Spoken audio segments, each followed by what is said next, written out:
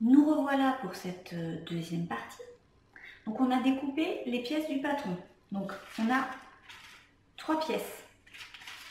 On a le fond donc, du chapeau qui correspond à cette partie-là. Alors je rappelle qu'on ne va pas faire tout à fait le même chapeau, hein. Il va être un petit peu différent ici au niveau de la calotte, puisqu'ici il y aura des plis alors que là il n'y en a pas. Et le bord sera un peu plus long. Voilà. Donc c'est le modèle N. Donc là on a découpé le fond. Le fond, donc c'est cette partie ici. On a découpé, on va d'abord commencer par celle-là, le bandeau. Donc le bandeau, c'est la partie là qui est tout autour, voilà, qui fait le tour du chapeau. Donc le bandeau et le fond composent la calotte.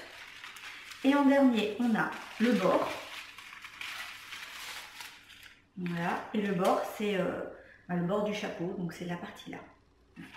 Donc pour faire un chapeau, on a besoin juste de 3 morceaux de patron. C'est vraiment pas grand chose hein, par rapport à un vêtement où on a besoin souvent de beaucoup plus de pièces. Donc là, c'est assez simple en soi.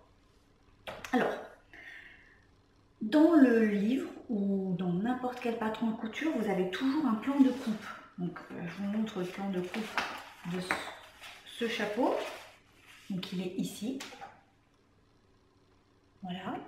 Donc le plan de coupe vous indique comment placer les pièces, vos pièces, sur le tissu. Donc je vous conseille de suivre le plan de coupe parce qu'en général il a été pensé pour bien disposer les pièces sur le tissu et puis pour perdre le moins de tissu possible. Et puis une autre chose aussi à savoir, c'est que votre pièce ne peut pas être posée n'importe comment. On pourrait se dire on gagne de la place, on les met tous les uns à côté des autres et puis voilà, comme ça on n'en parle plus. Non, c'est pas possible. Dessus il y a ce fameux petit dessin, donc la petite croix, je ne sais pas si on la voit ici, la petite croix, ou un trait vertical qui indique en fait le placement du patron sur le tissu. On le place toujours par rapport à la lisière, donc par rapport au bord du tissu. Pourquoi?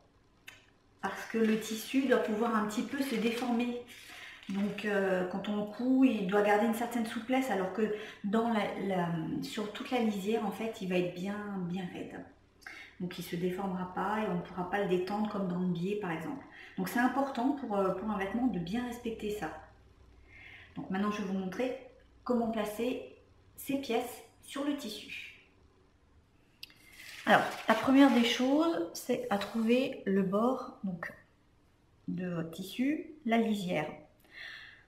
En général, c'est pas très compliqué parce que quand on achète un tissu, on voit, alors, je vais vous montrer, on voit bien la lisière. Hein. Voilà, donc c'est vraiment, on voit les mailles, enfin les fils sont plus resserrés et c'est l'endroit en fait, c'est le bord du rouleau. Donc ce bord-là,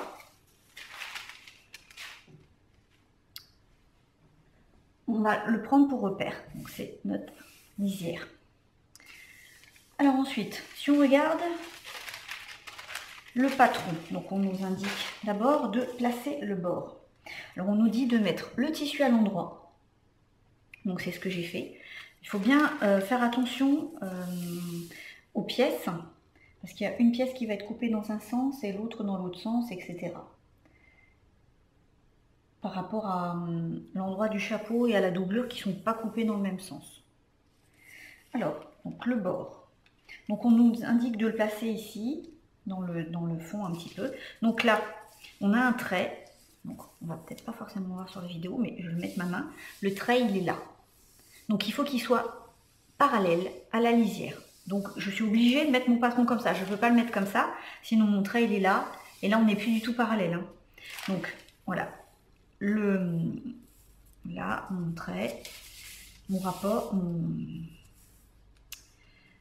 ma petite marque me dit qu'en fait je dois le mettre comme ça. Donc en fait il va être comme ça. Mais on voit qu'il y a une pliure. Donc ce tissu en plus doit être coupé en un seul morceau mais sur une pliure. Ce qui veut dire que on va devoir le mettre le retourner et le mettre comme ça. Voilà. Donc là, il me reste tout ça. Je pourrais presque un peu le descendre. Imaginons, je le mette un peu ici. Ne le mettez pas trop bas, hein, parce que sinon après en le retournant, et par exemple à peu près, là j'ai déjà un peu bougé. Alors si je le mets ici, voilà, il serait comme ça. Normalement ça devrait être à peu près bon. Si on n'est pas sûr, on prend un peu plus de marge. Alors, donc là, voilà, mon repère, ma lisière, donc c'est bon. Je vais épingler. Donc normalement, donc on nous dit bien dans le plan de coupe de travailler sur l'endroit, de le positionner comme ça. Donc on l'épingle. Et après, on va le retourner et on va faire l'autre partie ici.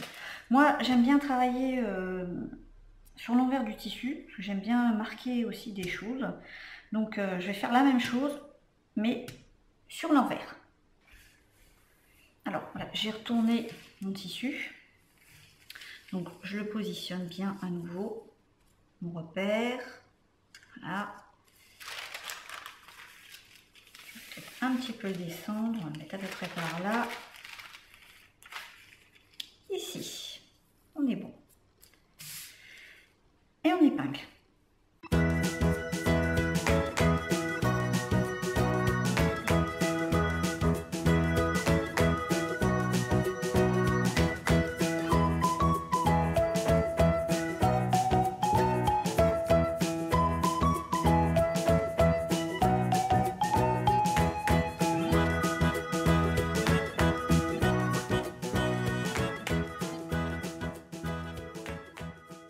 Donc maintenant, je vais prendre un stylo marqueur, donc effaçable à l'eau. Hein.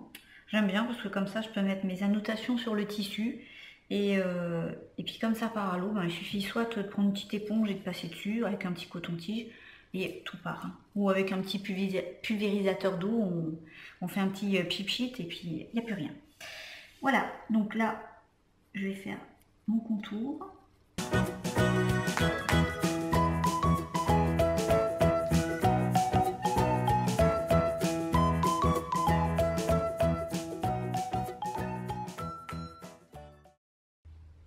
Alors maintenant on peut mettre les petits traits de repère, si on veut aussi. Voilà. Alors, soit on les marque, soit ce qu'on fait en général, ce que je fais aussi, quand on doit découper juste une pièce, hein, là il faut qu'on la retourne, donc c'est encore différent. Mais quand on doit couper une pièce, je coupe tout de suite avec le ciseau. Et je donne un petit coup de ciseau sur 3-4 mm à l'endroit où j'ai mon repère, donc j'ai pas besoin de le marquer. Hein. Mais des fois j'utilise mon stylo, ça dépend. Ça dépend de l'utilisation.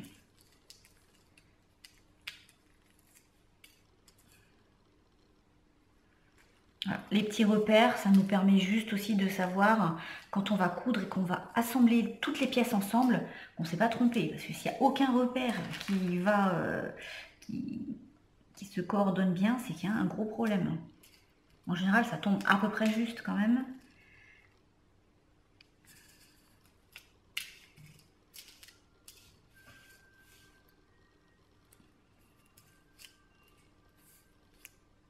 Voilà, j'espère ne rien avoir oublié.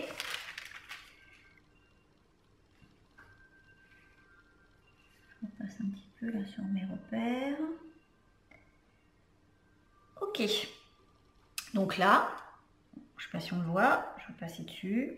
Avec le doigt, on a dessiné cette pièce. Donc, ma pièce était là. J'ai mes repères, puisque j'ai dessiné avec le stylo. Je vais simplement retourner et je vais bien le mettre pour qu'il soit au bon endroit.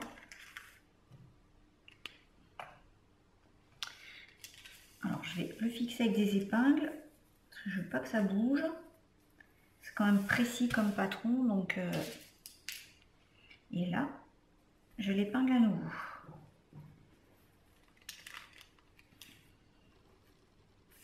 Voilà, et on refait pareil.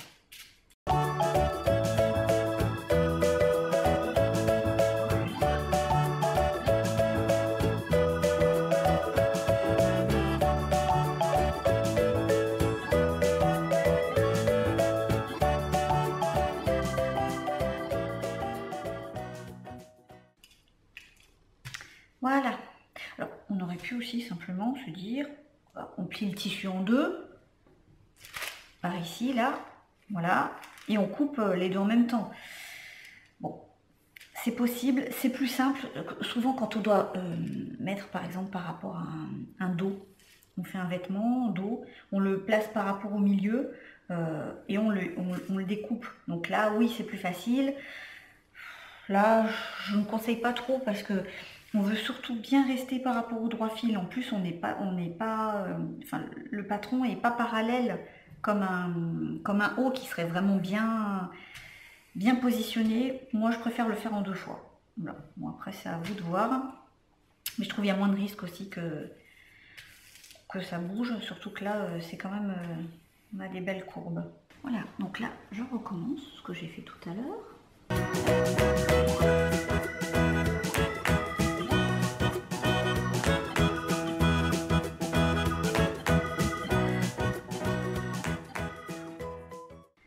Et voilà.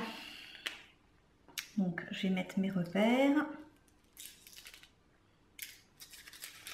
Il y en a un ici.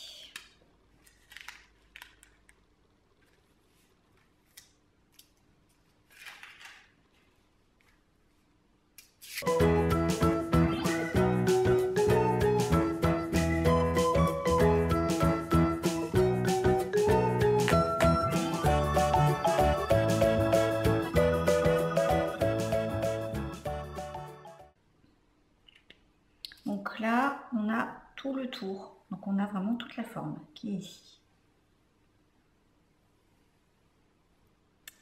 Donc là, il ne nous reste plus qu'à la découper. Après, je peux déjà mettre l'autre. Je peux placer mon bandeau tout de suite. On va commencer. On va le mettre avant de couper.